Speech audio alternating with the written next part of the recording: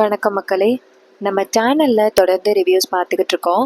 அந்த வகையில் இப்போ நம்ம எதை பற்றின ரிவ்யூ பார்க்க போகிறோம் அப்படின்னா, நம்ம கார்த்திக் கதையில் February 7 நாளைக்கே என்ன நடக்க போகுது அப்படிங்கிறத பற்றி இந்த வீடியோவில் பார்க்க போகிறோம். எபிசோட ஸ்டார்ட் பண்ணுறதுக்கு முன்னாடி இந்த வீடியோவை மறக்காமல் லைக் பண்ணிக்கோங்க. பிகாஸ் அவங்களோட ஒவ்வொரு லைக்ஸும் தாங்க எங்களுக்கு அடுத்த வீடியோ போடுறதுக்கு ரொம்ப ரொம்ப இன்ட்ரெஸ்டிங்காக இருக்கும். ஸோ மறக்காமல் இந்த வீடியோக்கு ஒரு லைக் பண்ணிக்கோங்க.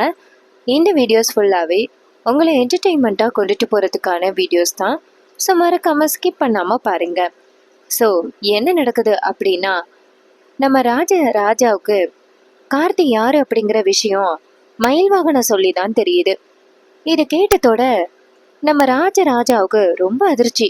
இத்தனை நாளும் என் தங்கச்சி பையனா வீட்டில் இருந்துகிட்டு இருந்தான், இது தெரியாம இருந்திருக்கிறனே அப்படின்னு மயில் வாகனம் சொல்றாரு. இங்க பாருங்க, இந்த குடும்பத்தை ஒண்ணு சேர்க்கணும் அப்படிங்கிறதுக்காக தான் கார்த்தி இவ்வளோ கஷ்டத்தையும் தாங்கி இந்த வீட்டில் இருந்திருக்காங்க. அந்த கார்த்தி எப்பேற்பட்ட பணக்காரர் அப்படிங்கிறது உங்களுக்கு தெரியும்ல. அபிராமி காஸ்மெட்டிக் கம்பெனி அப்படின்னு ரொம்ப பெரிய கம்பெனியில முதலாளியா சுத்திக்கிட்டு இருந்தாரு அந்த கார்த்தி. இந்த குடும்பத்தை ஒண்ணு சேர்க்கறதுக்காக சாதாரண டிரைவரா, கூலி வேலை ஆளா, யாரு என்ன சொன்னாலும் எந்த வேலையுமே முடியாதுன்னு சொல்லாம எல்லா வேலையுமே இழுத்து போட்டு பார்த்துக்கிட்டு இருந்தாரு அந்த கார்த்தி.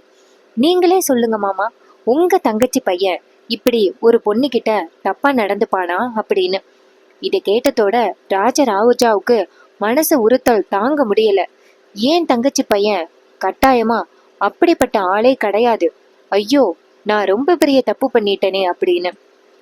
அப்ப மயில் வாகனம் சொல்றாரு, மாமா, கார்த்தி இந்த வீட்டுல இருக்கக்கூடாது அப்படிங்கிறதுக்காக அந்த சிவனாண்டி சில பேரை அனுப்பி இந்த மாதிரி ஒரு வேலைய பார்த்துருக்கான் அப்படின்னு.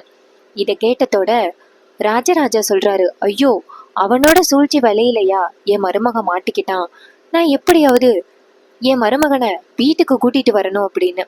அப்ப மயில் வாகனம் சொல்றாரு, மாமா, ஃபர்ஸ்ட் போயிட்டு உங்க மருமகனை பாருங்க. இப்படிப்பட்ட ஒரு பழி யாருக்கு தான் வரும்? எந்த அளவுக்கு கார்த்தி உடஞ்சு போயிருக்காருன்னு தெரியல. அதுவும் நீங்க வேற சாட்சி சொன்னீங்கல்ல, இதுவே கார்த்திய ரொம்ப பாதிச்சிருக்கோம் அப்படின்னு. அவன் கண்டிப்பா இந்த ஊரை விட்டு போக போறான், இந்த குடும்பமும் ஒண்ணு சேர போறது கிடையாது அப்படின்னு. இது கேட்டதோட நம்ம ராஜாவுக்கு மனசு நெருடல் தாங்க முடியல. என் மருமகனை நான் இப்பவே பார்க்கணும் அப்படின்னு மயில் வாகனம் சொல்றாரு, மாமா வாங்க, நான் உங்க மருமகன்ட்ட கூட்டிட்டு போறேன் அப்படின்னு சொல்ல ராஜாவும் சரி அப்படின்னு சொல்லிட்டு நேரா மயில் வாகனத்து கூட கிளம்புறாரு. நேரா நம்ம கார்த்திய பாக்குறதுக்கு. கார்த்தி ஒரு பெரிய பாலத்துல நின்னுகிட்டு இருக்காரு. அப்ப நம்ம ராஜா தூரத்துல இருந்து மாப்பிள அப்படின்னு சொல்லி கத்த கார்த்தி திரும்பி பாக்குறாரு. ராஜா ஓடி வந்து கார்த்திய கட்டி பிடிச்சி, மாப்பிள, ஏன் மாப்பிள இத்தனை நாளும் என்கிட்ட சொல்லாம இருந்துட்டீங்க அப்படின்னு. அப்ப கார்த்தி நேரா மயில் வாகனத்தை பார்க்க மயில் வாகனம் சொல்றாரு, என்னை மன்னிச்சிருப்பா, உனக்கு இப்படிப்பட்ட ஒரு அவமானம் நடந்தும் நான் அமைதியா இருந்தேன் அப்படின்னா அது நல்லது கிடையாது அப்படின்னு. அப்ப ராஜா சொல்றாரு, ஏமாப்ல, என்கிட்ட கடைசி வரைக்கும் சொல்லக்கூடாது அப்படின்னு நினைச்சிட்டீங்களா? என் தங்கச்சி எப்படி இருக்கா, நீங்க தான் இந்த வீட்டுக்கு வந்தீங்க அப்படின்னு தெரிஞ்சிச்சுன்னா நான் இப்படி உங்களை அவமானப்படுத்தி இருக்கவே மாட்டேனே, என்னை மன்னிச்சிருங்க மாப்பிள்ள அப்படின்னு. அப்ப கார்த்தி சொல்றாரு, மாமா, என்னை சுத்தி சூழ்ச்சி நடக்குது, அதை சொல்றதுக்கு நான் ரொம்ப வருத்தப்படுறேன் அப்படின்னு. ராஜா சொல்றாரு, இங்க பாருங்க மாப்பிள்ள, என்ன சூழ்ச்சியா இருந்தாலும் சரி, கண்டிப்பா அவ உங்களை இந்த வீட்டை விட்டு துரத்தணும் அப்படிங்கிறதுக்காக தான் வந்து நாடகம் ஆடி இருக்கா. அவ யாரா இருந்தாலும் நான் விடமாட்டேன் மாப்பிள்ள அப்படின்னு. அப்ப கார்த்தி சொல்றாரு, சரிங்க மாமா அப்படின்னு. அப்ப ராஜா சொல்றாரு, என் அம்மா எப்படி இருக்காங்க அப்படின்னு கார்த்தி சொல்றாரு. இருக்காங்க அப்படின்னு ராஜா சொல்றாரு, நான் இப்பவே என் அம்மாவை பார்க்கணும் மாப்பிள்ள, என் அம்மாவிட்ட என்ன கூட்டிட்டு போங்க அப்படின்னு. கார்த்தி சொல்றாரு, சரிங்க மாமா அப்படின்னு சொல்லிட்டு நேரா ஒரு கோயிலுக்கு கூட்டிட்டு போறாங்க. அந்த கோவில்ல பரமேஸ்வரி சாமி கும்பிட்டுக்கிட்டு இருக்காங்க. என்ன கும்பிடுறாங்கன்னா, என் பிள்ளைய நான் பார்க்காமலேயே செத்துருவோம் போலையே அப்படின்னு. அப்ப நம்ம ராஜா ஓடி போய் பரமேஸ்வரியோட காலை பிடிச்சி அழுகுறாங்க. பரமேஸ்வரி ராஜாவை பார்த்துட்டு, ராஜா அப்படின்னு சொல்லிட்டு ராஜாவை பார்த்து, அப்பாடி, இப்பயாவது இந்த சாங்க போறவளை பாக்குறதுக்கு வந்தி அப்படின்னு. அப்ப ராஜா சொல்றாரு, அம்மா, என்னம்மா இப்படி சொல்ற அப்படின்னு. அப்ப பரமேஸ்வரி சொல்றாங்க, ஆமாண்டா, என்ன சுத்தமா மறந்துட்டியல்ல, நான் உனக்கு முக்கியம் இல்லை அப்படின்னு. ராஜா சொல்றாரு, அம்மா, அப்பா பண்ண தப்ப சரி கட்டுறதுக்காக தாம்மா நான் இப்படிப்பட்ட ஒரு காரியத்தை பண்ணேன், என்ன மன்னிச்சிருங்கம்மா அப்படின்னு. அப்ப பரமேஸ்வரி சொல்றாங்க, அந்த சாமுண்டீஸ்வரி கடைசி வரைக்கும் எங்களை மன்னிக்க மாட்டா போலையேப்பா அப்படின்னு. அப்ப ராஜராஜா சொல்றாரு, அம்மா இதுக்கப்புறமும் அந்த சாமுண்டீஸ்வரி பேச்ச நான் கேட்கலம்மா. 30 வருஷமா நீங்க தண்டனை அனுபவிச்சது போதும் அப்படின்னு. அப்ப பரமேஸ்வரி சொல்றாங்க, நீங்க பாருப்பா, உனக்கு பொண்ணுங்க இருக்காங்கப்பா, அவங்கள பார்க்க விட மாட்டா அந்த சாமுண்டீஸ்வரி. அதனால நீ நீ அந்த குடும்பத்தோடைய சந்தோஷமா இருப்பா. என் தலையில விதிச்சது அதான், பெத்த புள்ள கூட கொல்லி போடுறதுக்கு குடுப்பனை இல்லாதவப்பா அப்படின்னு. அப்ப ராஜராஜா சொல்றாரு, அம்மா ஏமா அப்படி சொல்றீங்க அப்படின்னு. பரமேஸ்வரி சொல்றாங்க, ஆமாண்டா, பெத்த புள்ள கூட கொல்லி போடுற அளவுக்கு எனக்கு பாக்கியம் இல்லையே அப்படின்னு. நான் பண்ண தப்பு இப்ப என் காலை சுத்துதே அப்படின்னு. அப்ப ராஜராஜா சொல்றாரு, அம்மா இங்க பாருமா, என் மருமக வந்துட்டான், என் மருமக கண்டிப்பா இந்த குடும்பத்தை ஒண்ணு சேர்ப்பான்னு எனக்கு நம்பிக்கை இருக்கு அப்படின்னு. அப்ப பாட்டி சொல்றாங்க, இங்க பாருப்பா, நானும் அதே நம்பிக்கையில தான் இருக்கேன். என் பேராண்டி சாதாரண ஆள் கிடையாது, அவன் கண்டிப்பா நம்ம குடும்பத்தை ஒண்ணு சேர்ப்பான் அப்படின்னு. அப்ப ராஜராஜா பாட்டியோட கைய பிடிச்சி, அம்மா என்னை மன்னிச்சிருங்க, கார்த்தி இந்த குடும்பத்தை ஒண்ணு சேர்க்கறதுக்காக தான் வந்தான், ஆனா அவன் மேல அப்பட்டமா பழி போட்டு அவனை வீட்டை விட்டு துரத்திட்டோம்மா அப்படின்னு. பரமேஸ்வரி நேரா கார்த்திய பார்த்து, என்னப்பா பேராண்டி என்ன நடந்துச்சு அப்படின்னு. அப்ப மயில்வாகனம் சொல்றாரு, பாட்டி அத அவங்க வாய்னால சொன்னா ரொம்ப பெரிய அவமானம், நானே சொல்றேன் பாட்டி. பாட்டி கார்த்தி மேல அவதூறா சொல்லி கார்த்திய வீட்டை விட்டு துரத்திட்டாங்க அப்படின்னு. இதை கேட்டதோட பரமேஸ்வரிக்கு ரொம்ப அதிர்ச்சி. பரமேஸ்வரி கார்த்திய பார்த்து, அந்த செருக்கி யாருப்பா அது அப்படின்னு. மயில்வாகனம் சொல்றாரு, அது யாருன்னு தெரியல, ஆனா எங்க வீட்டுக்கு ஃபங்க்ஷனுக்கு தான் வந்தேன்னு சொன்னா, ஆனா அவளுக்கும் இந்த குடும்பத்துக்கும் எந்தவித சம்மந்தமும் இல்லை அப்படின்னு. அப்ப ராஜராஜா சொல்றாரு, அப்ப அவ கார்த்தி வீட்டுல இருக்கிறது பிரச்சனை அப்படின்னு தெரிஞ்சு கார்த்திய வீட்டை விட்டு துரத்தணும்னு நினைச்சுதான் வந்திருக்கா, இது அந்த சிவனாண்டியோட வேலைதான் இருக்கும் அப்படின்னு. பரமேஸ்வரி சொல்றாங்க, இங்க பாருப்பா ராஜராஜா, இங்க பாரு, நம்ம பேராண்டி இருக்கிற வரைக்கும் தான் அவன் இந்த குடும்பத்தை ஒண்ணு சேர்க்கறதுக்கு போராடுவான், அவன் இல்லைன்னா நம்மளுக்கு வாய்ப்பே கிடையாது. அவனை எப்படியாவது வீட்டுக்குள்ள கூட்டிட்டு போயிட்டா எப்படியாவது சாமுண்டீஸ்வரியோட மனசை மாத்துப்பா அப்படின்னு. மயில்வாகனம் சொல்றாரு, இங்க பாருங்க பாட்டி, அந்த வந்தால அவ யாருன்னு கண்டுபிடிச்சி, அவ பேக்ரவுண்ட் என்ன அப்படிங்கிறத கண்டுபிடிச்சி சாமுண்டீஸ்வரி கிட்ட நிரூபிக்கிறோம் பாட்டி, 24 மணி நேரத்துல அப்படின்னு. இதை கேட்டதோட பாட்டி சொல்றாங்க, என் பேராண்டி கண்டிப்பா உண்மையை கண்டுபிடிப்பான்னு எனக்கு தெரியும் அப்படின்னு. இதை கேட்டதோட மயில்வாங்கன சொல்றாரு, ஆமா பாட்டி, கார்த்தின்னா யாரு, கிங்கு, கண்டிப்பா கண்டுபிடிச்சிருவாரு அப்படின்னு. அப்ப ராஜராஜா பரமேஸ்வரிய பாட்டு, அம்மா இதுக்கு மேலே இங்க இருந்தா சாமுண்டீஸ்வரிக்கு விஷயம் தெரிஞ்சிரும், நான் போறேம்மா அப்படின்னு. இதை கேட்டதோட பாட்டியும், சரிப்பா இங்க பாரு, நீ கவலைப்படாதப்பா, என் பேராண்டி கார்த்தி இருக்கான் பாரு, நம்ம குடும்பத்தை ஒண்ணு சேர்த்துருவான், நீ கவலைப்படாத. இதை கேட்டதோட நம்ம ராஜராஜா சொல்றாரு, என் தங்கச்சி பையன் எப்படி திறமையானவன்னு எனக்கு தெரியாதாம்மா, கண்டிப்பா அவன் இந்த குடும்பத்தை ஒண்ணு சேர்த்துருவான் அப்படின்னு எனக்கு முழு நம்பிக்கை இருக்கு அப்படின்னு. இதை கேட்டதோட பாட்டி சொல்றாங்க, சரிப்பா ராஜா நீ போப்பா அப்படின்னு. ராஜா நேரா அவ பரமேஸ்வரிய பார்த்து, அம்மா உங்களை இதுக்கப்புறம் நான் எப்ப பாப்பணும் அப்படின்னு. அப்ப பரமேஸ்வரி சொல்றாங்க, இங்க பாருப்பா, கூடிய சீக்கிரம் பார்க்கலாம், கவலைப்படாதப்பா அப்படின்னு. இது கேட்டதோட ராஜாவும் சரிம்மா நான் கிளம்புறேன் அப்படின்னு சொல்லிட்டு வெளியில வராங்க. அப்ப மயில்வாகனம் சொல்றாரு, கார்த்தி உன் மேல அந்த பழி போட்டால அவ எங்க இருக்கா அப்படின்னு பார்த்து அவ யாரு எதுக்காக இப்படி பண்ணா அப்படிங்கிறத கண்டுபிடிக்கணும் அப்படின்னு. ராஜா சொல்றாரு, நானும் விட மாட்டேன், ஏன் மருமக மேலேயே அவ பழி போட்டாளா, அவ யாருன்னு நானும் கண்டுபிடிச்சி அவளை 2 சாத்து சாத்தனாதான் சரிப்பட்டு வரும் அப்படின்னு சொல்லி பேசிக்கிறாங்க. அதுக்கப்புறமா நம்ம மயில்வாங்கனம் சொல்றாரு, ஃபர்ஸ்ட் அவ போட்டோவை காமிச்சு இந்த ஊருக்குள்ள யாருன்னு விசாரிக்கணும் அப்படின்னு சொல்லிட்டு ஒவ்வொரு இடமா அந்த போட்டோவை காமிக்கிறாங்க. அப்ப டக்குன்னு ஒருத்தர், இங்க பாருங்க இவங்க யாருன்னு எனக்கு தெரியும் அப்படின்னு சொல்ல, மயில்வாங்கனம் கேக்குறாரு, தெரியுமா யார் அது அப்படின்னு. அவர் சொல்றாரு, 2 நாளைக்கு முன்னாடி இங்க ஒரு நாடகம் போட்டாங்கப்பா, இந்த பொண்ணு ஏதோ ஒரு படத்துல நடிக்கிறதுக்காக வந்திருந்துச்சு, இந்த பொண்ணு கூட ஒரு பையனும் வந்திருந்தான் அப்படின்னு. இதை கேட்டதோட அவர் சொல்றாரு, அப்ப இவங்க நடிகர்களா அப்படின்னு. அவர் சொல்றாரு, ஆமாப்பா, அவங்க இந்நேரம் கிளம்பியிருப்பாங்களேப்பா ஊருக்கு அப்படின்னு. அப்ப மயில்வாகனம் கேக்குறாரு, எந்த ஊருக்காரங்க அப்படின்னு. அப்ப அவர் சொல்றாரு, அவங்க இந்நேரம் வெளியில கிளம்பியிருக்காங்க, நான் வேணா அட்ரஸ் சொல்றேன், போய் பாருங்களேன் அப்படின்னு. இது கேட்டதோட மயில் வாகனமும் புண்ணியமா போயிரும், அந்த அட்ரஸை கொடுங்க அப்படின்னு சொல்லிட்டு அட்ரஸை வாங்கிக்கிட்டு 3 பேருமே சேர்ந்து அந்த இடத்துக்கு போறாங்க. அங்க வந்துட்டு அந்த நாடக கம்பெனி கிளம்பிட்டு இருக்காங்க. அப்ப நம்ம கார்த்தி அங்கேருந்து போக அந்த பொண்ணு நேரா கார்த்தியை பார்த்துட்டு ஷாக் ஆகி நிக்கிறாங்க. அப்ப மயில் வாகனம் நேரா அந்த பொண்ணை பார்த்து, எம்மாடி நீ என்னோட சொந்தக்காரவங்கல்ல, நீ நாடகமா போடுற, எப்பயில இந்த மாதிரி நாடகம் போடுற, எங்க சொந்தக்காரவங்கல்ல யாரும் இந்த மாதிரி நடிகர்களா இல்லையே அப்படின்னு. அப்ப அந்த பொண்ணு மயில் வாகனத்தை பார்த்ததோட தப்பிச்சு ஓட பார்க்க அப்ப கார்த்தி டக்குன்னு அந்த பொண்ணை பிடிச்சிடுறாரு. அப்ப மயில் வாகனம் சொல்றாரு, கார்த்தி இந்த பொண்ணோட மூஞ்சில 2 மார்க் போட்டா எப்படி இருக்கும், அப்புறம் போய் எப்படி நடிப்பான்னு பாத்துக்கலாமே அப்படின்னு. அப்ப அந்த பொண்ணு பயப்படுறாங்க, சார் தயவு செஞ்சு என்னை விட்டுருங்க சார், நாங்க காசு கொடுத்தாங்க அப்படிங்கறதுக்காக தான் சார் நாங்க இப்படி பண்ணோம், என்னை விட்டுருங்க சார் அப்படின்னு. இது கேட்டதோட கார்த்தி வந்துட்டு நேரா, எதுக்காக நீ இப்படி சொல்ற, மரியாதை எதுக்காக இப்படி செஞ்சேன்னு சொல்லு அப்படின்னு. அப்ப அவங்க சொல்றாங்க, சார் சிவனாண்டி இருக்காருல்ல, அவர் தான் இப்படி பண்ண சொன்னாரு, நாங்க இன்னையோட இந்த ஊரை விட்டு போயிருவோம் அப்படிங்கிறதுக்காக தான் அவரு இந்த மாதிரி செய்ய சொன்னாரு, என்னை தயவு செஞ்சு மன்னிச்சிருங்க சார் அப்படின்னு.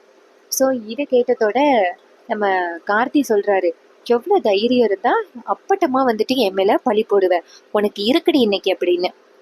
எவ்வளவு தைரியம் இருந்தா ஏன் மருமக மேலேயே நீ பழிப்படுவ, உனக்கு இன்னைக்கு சரியான ஆப்பு காத்துக்கிட்டு இருக்க அப்படின்னு சொல்லிட்டு டக்குன்னு நம்ம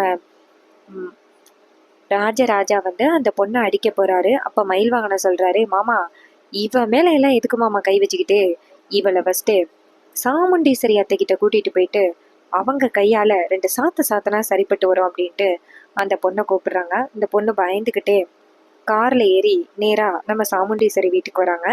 அப்ப கார் நிக்குது. அப்ப சாமுண்டீஸ்வரி ஏற்கனவே ராஜராஜாவை தேடிக்கிட்டு இருக்காங்க. ரேவதி கிட்ட, ரேவதி உங்க அப்பா எங்க அப்படின்னு கேட்க ரேவதி சொல்றாங்க, தெரியலமா, மயில் வாகனத்து கூட எங்கேயோ போனாங்க அப்படின்னு. இதை கேட்டதோட ரோகிணி சொல்றாங்க, அவருக்கு வேற வேலையே இல்லை, ஒருவேளை கார்த்தியை பாக்குறதுக்காக அந்த டிரைவரை பாக்குறதுக்காக போயிருப்பாங்களோ அப்படின்னு. இதை கேட்டதோட ராஜராஜா நம்ம அந்த இடத்துக்கு வராரு. வந்துட்டு நேரா சாமுண்டீஸ்வரியை பார்த்து, சாமுண்டீஸ்வரி அப்படின்னு சொல்ல சாமுண்டீஸ்வரி கேக்குறாங்க, எங்கெங்க போயிட்டு வந்தீங்க அப்படின்னு. அப்ப ராஜராஜா சொல்றாரு, சாமுண்டீஸ்வரி நீ இன்னைக்கு ஒரு தீர்ப்பு சொன்னியே அது நியாயமா அப்படின்னு. அதுக்கு சாமுண்டீஸ்வரி சொல்றாங்க, இங்க பாருங்க, நம்ம வீட்லயும் பொண்ணுங்க இருக்காங்க, அவங்களோட பாதுகாப்புக்காக தான் நான் இப்படி சொன்னேன், என் மேல எந்த தப்பும் இல்லை. ஸோ இதை கேட்டதோட அந்த சாமுண்டீஸ்வரி சொல்றாங்க, இங்க பாருங்க, நான் நம்மளோட பொண்ணுங்களுக்காக தான் நான் அப்படிப்பட்ட ஒரு தீர்ப்பு சொன்னதுல என்ன தப்பு இருக்கு அப்படின்னு. அப்ப ராஜராஜா சொல்றாரு, சாமுண்டீஸ்வரி இன்னைக்கு நீ சொன்ன நியாயம் அநியாயமா இருச்சு அப்படின்னு. இது கேட்டதோட சாமுண்டீஸ்வரிக்கு ரொம்ப அதிர்ச்சி. ரோகிணி சொல்றாங்க, அப்பா என்னப்பா அம்மாவையே இப்படி எதிர்த்து பேசுறீங்க அப்படின்னு. அப்ப அவர் சொல்றாரு, இங்க பாரு, என்ன பொறுத்த வரைக்கும் அந்த டிரைவர் தப்பு பண்ணல அப்படின்னு. அப்ப சந்திராசி கேக்குறாங்க, நீங்க பாருங்க எதுக்கு இப்படி தேவையில்லாம பேசுறீங்க அப்படின்னு. அதுக்கு நம்ம ராஜராஜா சொல்றாரு, இங்க பாருங்க நீங்க வாய மூடுங்க அப்படின்னு. இது கேட்டதோட சந்திராவுக்கு செம்ம ஷாக்கு. அப்ப நம்ம ராஜராஜா சொல்றாரு, ஈஸ்வரி நீ இன்னைக்கு கொடுத்த அந்த தீர்ப்பு ரொம்ப தப்பு, டிரைவர் மேல எந்த தப்புமே இல்லை அப்படின்ட்டு நேரா நம்ம அந்த பொண்ணை கூப்பிடுறாங்க. அந்த பொண்ணை மயில் வாகனம் இழுத்துட்டு வராரு.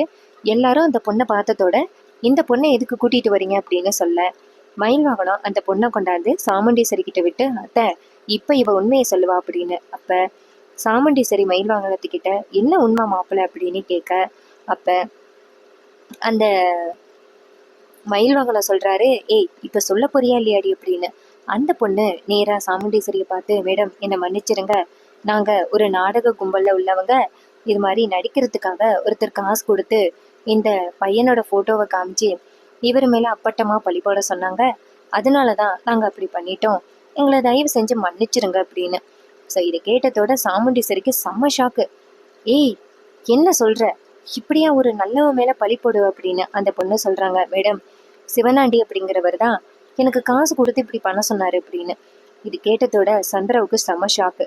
அப்ப அந்த மயில் வாகனம் சொல்றாரு, அப்புறம் இன்னொருத்தவங்க ஒருத்தர் இருக்காங்களே அவங்க பேரு சொல்லு அப்படின்னு. அப்ப அந்த பொண்ணு நேரா சந்திராவை கை காட்ட போக டக்குன்னு சந்திரா முந்திக்கிறாங்க. இங்க பாரு, இப்படி நல்லவன் மேல அநியாயமா பழி போடுறிய அப்படின்ட்டு கண்ணை காட்டுறாங்க, என்னை மாட்டி விட்டுறாது அப்படின்னு. அந்த பொண்ணும் அமைதியா இருக்காங்க. அப்ப நம்ம சாமுண்டீஸ்வரி சொல்றாங்க, இவ சொன்னா அப்படிங்கிறதுக்காக அநியாயமா டிரைவர் மேல பழி போட்டுட்டேனே அப்படின்னு. அப்ப ராஜா சொல்றாரு, ஆமா ஈஸ்வரி அப்படின்னு. அப்பன்னு பார்த்து நம்ம ராஜா சொல்றாரு, இங்க பாருமா, நான் போயிட்டு அந்த டிரைவரை கூட்டிட்டு வந்துட்டேன் அப்படின்ட்டு, வாப்பா டிரைவர் அப்படின்னு சொல்ல கார்த்தி வீட்டுக்குள்ள வராரு. கார்த்தியை பார்த்ததோட சந்திராவுக்கு செம ஷாக்கு. எவ்வளவு கஷ்டப்பட்டு இவனை இந்த வீட்டை விட்டு துரத்துனா எவ்வளவு சுலபமா வீட்டுக்குள்ள வந்துட்டானே அப்படின்னு. அதோட ராஜராஜா சொல்றாரு, இங்க பாருமா, இதுக்கப்புறமாவது இந்த டிரைவரை சந்தேகப்படாத, இந்த டிரைவர் வீட்டுல இருக்கக்கூடாது அப்படின்னு அந்த சிவனாண்டி நினைக்கிறான். ஏன் தெரியுமா, இந்த டிரைவர் வீட்டுல இருந்தா அவனால ஒன்னும் உன்னை பண்ண முடியாது. அதனாலதான் அவன் இப்படிப்பட்ட ஒரு பிளானையே பண்ணியிருக்கான், இந்த டிரைவரை வீட்டை விட்டு துரத்தி அடிக்கணும் அப்படின்னு. இதை கேட்டதோட நம்ம சாமுண்டீஸ்வரி நேரா கார்த்தியை பார்த்து, டிரைவர் இங்க வா அப்படின்னு. அப்ப கார்த்தி பக்கத்துல போனதோட சாமுண்டீஸ்வரி நேரா டிரைவரை பார்த்து, இங்க பாருப்பா டிரைவர், நான் ரொம்ப பெரிய தப்பு பண்ணிட்டேன். இது வரைக்கும் நான் நீதி நேர்மை தவறுனதே கிடையாது, ஆனா இன்னைக்கு நான் தவறிட்டேன், என்னை மன்னிச்சிரு அப்படின்னு. அப்ப கார்த்தி சொல்றாரு, பரவாயில்ல மேடம், சந்தர்ப்பங்களும் சாட்சிகளும் அப்படி அமைஞ்சதுனால தானே நீங்க என் மேல பழி போட்டீங்க அப்படின்னு. இதை கேட்டதோட நம்ம சாமுண்டீஸ்வரி சொல்றாங்க, இங்க பாருப்பா, இதுக்கப்புறம் யாரு என்ன சொன்னாலுமே உன் மேல தப்பு இருக்கு அப்படின்னு நான் என்னைக்குமே நம்ப மாட்டேன் அப்படின்னு சொல்ல. இது கேட்டதோட கார்த்தியும் சரிங்க மேடம் அப்படின்னு சொல்றாங்க. ராஜராஜா சொல்றாரு, சாமுண்டீஸ்வரி, இனிமே யாரு என்ன சொன்னாலும் இந்த டிரைவரை நீ என்னைக்கும் சந்தேகப்படக்கூடாது அப்படின்னு. அப்ப நம்ம ரோகிணி சொல்றாங்க, பரவாயில்லப்பா, செமையா மாஸ்க் காட்டுறீங்க, கார்த்தி மேல அந்த டிரைவர் மேல எந்த தப்பும் இல்லை அப்படின்னு இந்த பொண்ணையே இழுத்துட்டு வந்து உண்மையை நிரூபிச்சிட்டீங்க, மாஸ்க் காட்டுறீங்கப்பா அப்படின்னு. ராஜராஜா சொல்றாரு, நான் யாரு, சாமுண்டீஸ்வரியோட ஹஸ்பண்ட், நான் அப்படிதான் இருப்பேன் அப்படின்னு. அப்ப ரேவதி நேரா கார்த்தியை பார்த்து, இங்க பாருப்பா, ஒரு நிமிஷம் எல்லாரும் இப்படி சொல்லிட்டாங்களே அப்படின்னு உங்க மேல எல்லாருமே சந்தேகப்பட்டுட்டாங்க, இந்த குடும்பத்தை சார்பா உங்ககிட்ட மன்னிப்பு கேட்டுக்கிறேன் அப்படின்னு. இது கேட்டதோட கார்த்தி சொல்றாரு, பரவாயில்ல மேடம் அப்படின்னு. அதுக்கப்புறம் சந்திரா வந்துட்டு செம்ம கோமா நேரா அவங்க ரூமுக்கு போயிட்டு நேரா சிவனாண்டிக்கு ஃபோன் பண்ண. சிவனாண்டி ஃபோன் அட்டன் பண்ணி, சொல்லு சந்திரா, என்ன அடுத்து சாமுண்டீஸ்வரிய எப்படி காலி பண்றது சொல்லு அப்படின்னு. அப்ப சந்திரா சொல்றாங்க, அதுக்கு வாய்ப்பே கிடையாது, அந்த டிரைவர் மறுபடி வீட்டுக்கு வந்துட்டான், அந்த ராஜராஜா இருக்காருல்ல அவரு அந்த பொண்ணை கூட்டிட்டு வந்துட்டு கார்த்தி மேல எந்த தப்பும் இல்லைன்னு நிரூபிச்சுட்டாரு அப்படின்னு.